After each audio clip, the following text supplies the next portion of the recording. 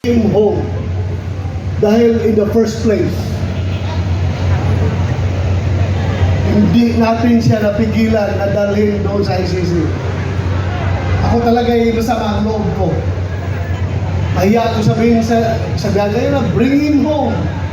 Na in the first place, hindi ko naman talaga siya napigilan na ibiyahe doon sa ICC.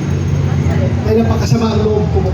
Nung nangyari yun, hindi ko alam kung anong nakaramdaman ko. Para bang ganito na tayo ngayon, ka-helpless. Sarili nating pulis ang magdadala ng ating dating presidente, piliting isakay sa aeroplano para ibiyahe doon sa The Hague, Netherlands. On what basis? On what basis? Palaging sinasabi ni President Marcos, hindi namin ni-recognize ang ICC. Kasi hindi natin membro. Hindi kami nagko-cooperate sa ICC. Sinungaling. Sinungaling. Bung Marcos. Interpol! Bullshit! Interpol! Ako! Naging chief PNP ako! Alam ko ano ang papel ng Interpol sa mundo! Yes. Huwag niyo akong lukuin! Commitment sa Interpol! Bullshit! Interpol! Presidente ka! Presidente ka ng Pilipinas!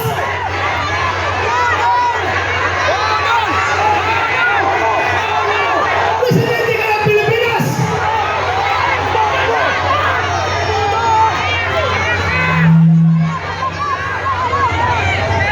Presidente ka ng Pilipinas! Magpapisyon ka sa Interpol? Ha? Pero ang lumalabas, mas gigil na gigil, mas attack sila kaysa Interpol, kaysa ICC. Attack sila na ibiyahe si Pangulong Duterte. Bakit? Di ba katungkulan na ating gobyerno ayon sa ating konstitusyon to protect, to serve and protect the Filipino people? Sino siniservisyohan niya? Yung mga dayuhan, hindi ang Filipino people. Kasi ang Filipino people, yun ang pinadala niya doon sa The Hague. Alam niyo, habang kinakarga sa aeroplano, nag-struggle sila doon. Wala na ko ibang magawa. Dahil nagdoon ako sa Davao, kino-coordinate ko yung ating yung petisyon na ginagawa natin na hindi nakahabol. Hindi ako sumama sa Hong Kong dahil sa gabi na yon, alas 3 sa madaling araw dapat ang biyahe ko papuntang Hong Kong. Pero mayroong nag-leak sa akin na informasyon. Hindi pa rin tulog ang Diyos. Nagsabi na, sabihan mo sila na may warrant na si President Duterte at si Bato. Uhulihin sila pagbalik nila dito galing sa Hong Kong. So tinawagan ko si Bimbo Vidalria. Sabi ko, sir, meron ng warrant. Hindi na ako hahabol dyan. Kasi kasuhin ko na lang yung petition natin dito. Petition for certiorari and prohibition. Kinordinate ko yung ating mga abogado sa auditorium. Pero nung kinarga na siya, wala na ako, ano bang gagawin ko? Alam yung nagawa ko? Naghanap ako ng tao na kakilala yung piloto ng eroplano. Pinasabihan ko yung piloto, sabihan mo, pag gawin na yan, ibiyahe na si Pangulong Duterte. He will go down in history as the pilot na naghatid sa pinakamabait, pinakamahal na Pangulo doon sa The Hague. Yes. Sabi ko, meron nagkukomunikate sa amin dalawa. Sabihan mo, pag Dalahin niya si Pangulong Duterte doon, mananagot siya sa taong bayan. Mananagot siya.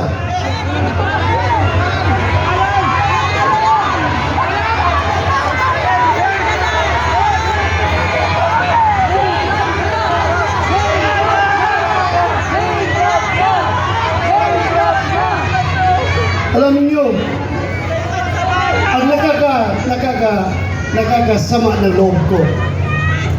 Alam mo yung isang barangay kapitan? Sa barangay kapitan, maliit na barangay. Kausapin mo, Kap, ano tingin mo dito? Tama ba ito? Hindi. Sabi ng kapitan sa'yo, Sir, ikaw naman sir. Pareho tayong lalaki. Hindi pwede yan sir. Hindi talaga. So may isang salita. Pero may nakausap ako isang presidente. Dalawang bisis ha. Unang bisis. Doon sa Bukidnon. Kasi nung 2022 election, kung hindi si Inday Sara makasama sa kanilang rally, kasi mayroong ibang commitment, ako ang nagpo-proxy kay Inday Sara. Kasama kami sa stage. Siyang kandidato ng presidente, ako ang nag-represent kay Inday Sara. Nag-uusap kami doon sa Bukidnon. Alam mo, sabi sa akin, hindi siya papayag na makialam ang ICC sa ating bansa. Hindi pa siya presidente noon. Hindi pa presidente. Pangalawang bisis, Sinungaling. presidente na siya. Doon sa Malacanang, inibitahan niya kami. Tinanong ko siya, ano ba itong stand nyo, Mr. President? Pabago-bago. Iba yung sinasabi mo, tapos yung mga tao mo, iba ang sinasabi. Ano ba talaga? Mabuti yung lalaki sa lalaki, sir. Sabi ko, lalaki sa lalaki, sir. Prangkahin mo ako. Para, I know what to do. Please, prangkahin mo ako. Sabi niya sa akin, alam mo ba to? Kahit gabuhok mo, kahit wala kang buhok ha, kahit gabuhok mo or buhok ni President Duterte, hindi mahawakan ng ICC. Hindi ako mapayag. Sinungaling. Papasok ang Bangag ICC dito. sinungaling. Alam mo, dagdag niya.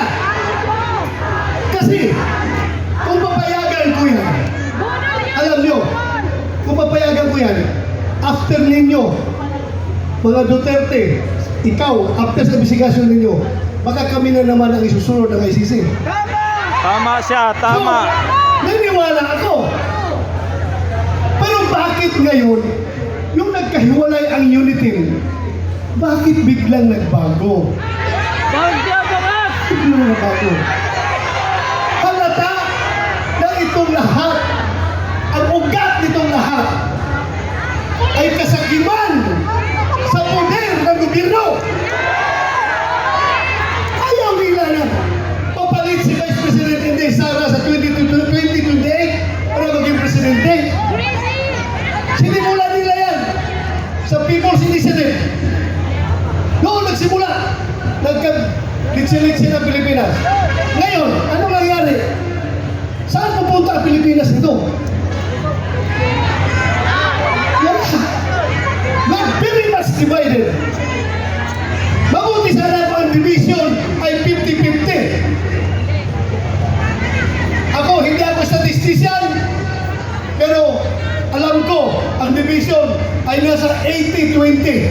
80 tayo, 20 lang sila! Tama, tama. Tama yun. Yung Senador 20 na Bato. yan, sila may hawak ng poder ng gobyerno. Kaya tayo ang 80, kaya tayo ang majority. Tahimik lang ang mga tao dahil nagtitimpi lang ang mga tao. Nagtitimpi lang ang mga tao. Anywhere I go, Luzon, Visayas, Mindanao. Magsabi lang tao sa akin, Sir, sabihan mo yung kasama mo sa Team Suka. Sige lang sir, tiis lang kayo. Basta kami sir, alam namin what to do. Alam namin sir. Basta kami, makita na lang natin sa baluta kapag kami bumoto. Magugulat na lang kayo kung anong magiging resulta. Ako na may naniniwala Dahil hindi man ako nakiusap sa kanila. Hindi ako nakiusap sa kanila. Sila kusang loob na lumapit sa akin.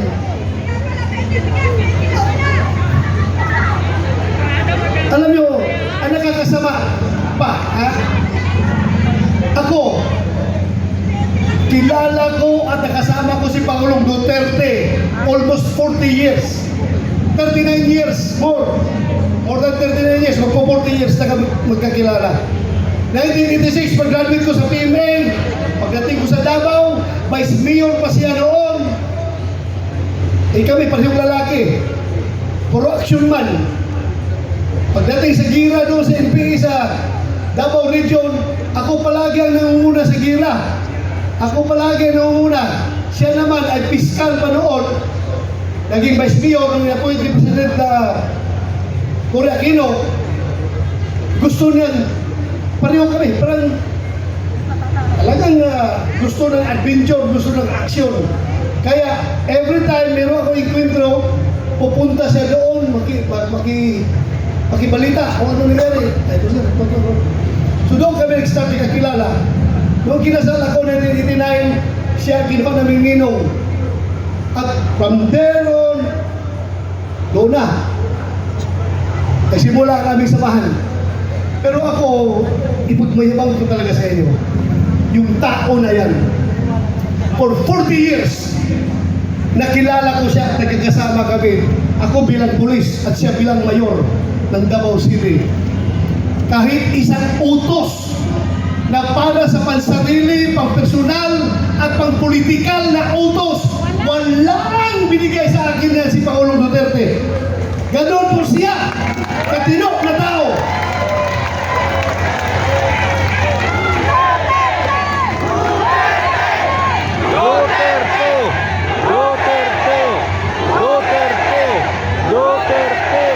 Kaya mga kaibigan,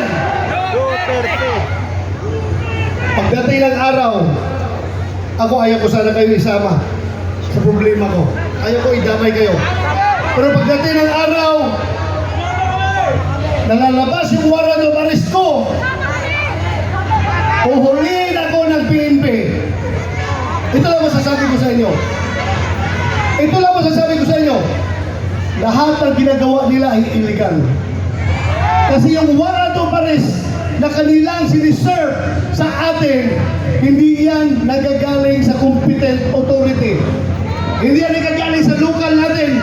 Hindi yan yung recognize natin dahil hindi tayo under sa kanila.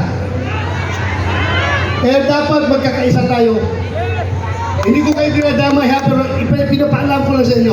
Anytime of the day, baka ngayon, pagbaba ko sa entablado, nandiyan na, nakabang na sila, aristuhin na ako. Bahala kayo, sige.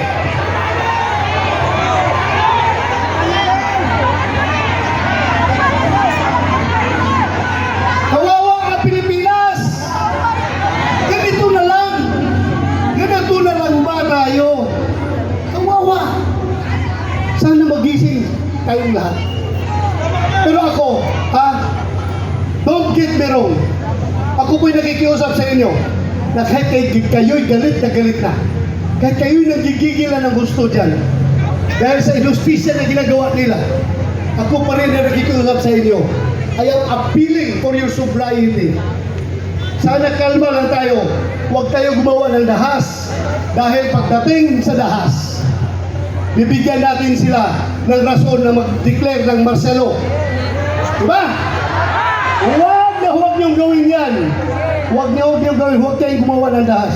Huwag natin sila bigyan ng rason para magdeklara ng martial law. Kailangan tayong lahat ay kalma lamang. Pero sulit, nagkaisa at gustong-gusto na ibalik si Pangulong Duterte dito. Bring him home! Bring him home! Bring him home! Bring him home! Bring him home! Maraming salamat! Thank you, Magandang gabi sa Senador ating Batu lahat. de la Rosa. Maraming At salamat huwag niyong po. kalimutan, hindi lang sa sigaw natin na bring him home, kundi individually. Magdasal tayo sa buong may kapal na sana yung sitwasyon ni Pangulong Duterte doon ay kayang-kaya niya malusutan yon at sana magtatagumpay siya sa kanyang laban. Yun lang, maraming salamat. Maraming salamat At magandang po. gabi sa God ating bless lahat. po, Thank you. Senador. Mga kababayan, Senator Ronald Bato de la